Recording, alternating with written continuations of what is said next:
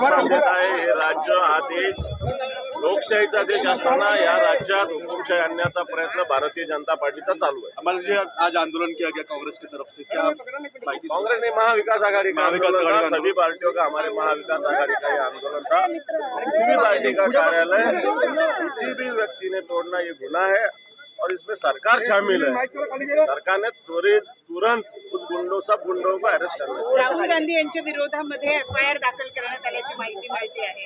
चुकीचा एफआयआर आहे तो, कारण राहुल गांधी देशाचे विरोधी पक्षनेते, लोकसभेचे जबाबदार नेते आहेत आणि त्यांच्या विरुद्ध खुनाचा प्रयत्नाचा गुन्हा 307 दाखल करतात, याला काय अर्थ आहे का? त्याचबरोबर कल्याण डोंबिवलीमध्ये एका मराठी कुटुंबाला जे आहे ते शिवीगाळ करण्यात आल्याचं म्हणजे मराठी असल्यामुळे शिवीगाळ करण्यात आल्या हिंदी भाषा। हे जे सरकार आलं आताचं भारतीय जनता पार्टी, याच्यामुळं हे सगळे लोक जागे झालेले आहेत।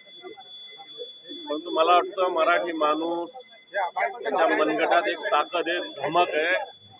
अशा पद्धतीने या महाराष्ट्रात येऊन जर बाहेरचे माणसं जर मराठी माणसाला अशा पद्धतीने धमक्या देत असेल तर त्याला मोठमोठ जबाब दिला जाईल। Thank you sir, thank you.